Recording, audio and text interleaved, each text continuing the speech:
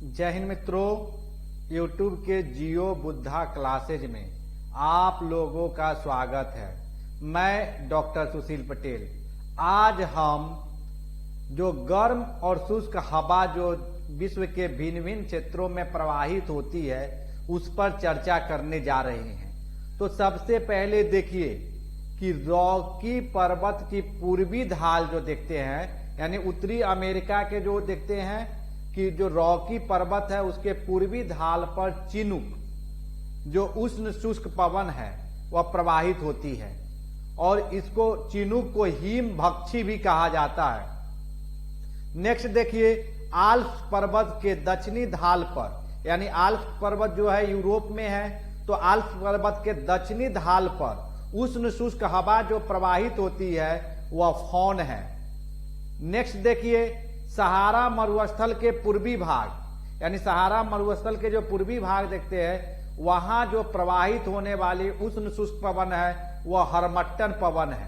और यही हरमट्टन पवन जब आगे बढ़ते, यानी यह उष्ण शुष्क हवा होती है, जब यह पवन आगे बढ़ते हुए गिनी के तट के पास जाती है तो गिनी के तट के पास जो है हरमट्टन को डॉक्टर बिंद के नाम से पुकारा जाता है, क्योंकि उस समय जो होता है कि गिनी के तट के पास जो होता है उष्ण आर्द्र वायु राशि होती है, जिसके कारण लोगों को जो है बहुत ज्यादा मतलब बीमार पड़ता है। लेकिन जैसे यह हरमट्टन हवा वहां प्रवेश करती है तो गिनी के तट के पास जो है आर्द्रता को गिरा देती है।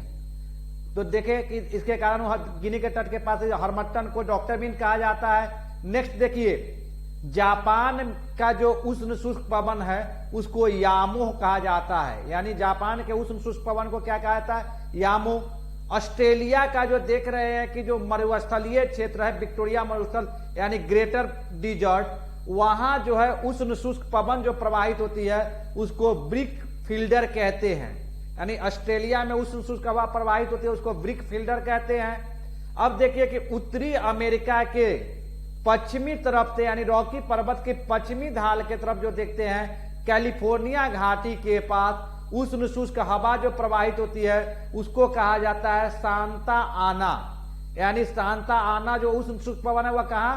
तो कैलिफोर्निया घाटी में जो उत्तरी अमेरिका का जो है। नेक्स्ट देखिए कि नेक्स्ट है आपको जो देखते हैं उत्तरी सूडान, यानी अफ्रीका महादेश के उत्तरी में देखते हैं कि सूडान है, तो उत्तरी सूडान में जो उष्ण शुष्क हवा प्रवाहित होती है जिसको हबूब कहते हैं।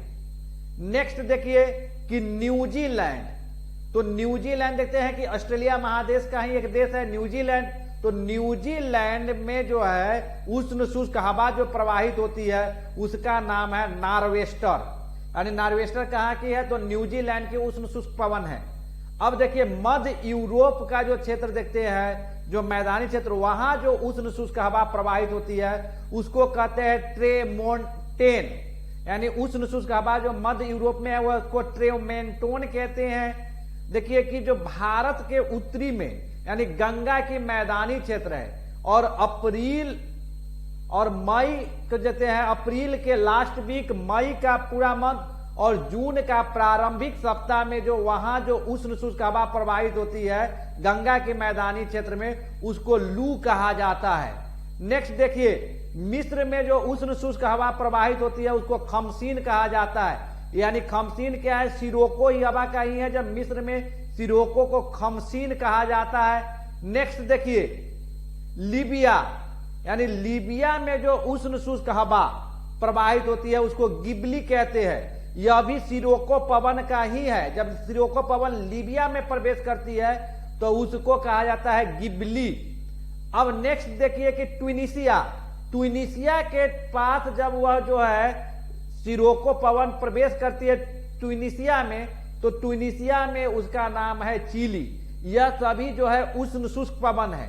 लेकिन जैसी यह सिरोको पवन भूमध्य सागर से आर्द्रता लेकर इटली के पास वर्षा करते, क्योंकि यह देखते हैं कि यह अफ्रीका के जो देखते हैं कि सहारा मरुस्थल में उत्पन्न होने वाली जो है ओरिजिन होने वाली सिरोको पवन है, और जब यह भूमध्य सागर की तरफ चलती है तो सहारा में होने के कारण यह उष्ण शुष्क पवन होती है, और भूमध्य सागर में जैसी प्रवेश की तो वहां से यह आर्द्रता लेती है और आर्द्रता लेके यह इटली के तट पे वर्षा करती है।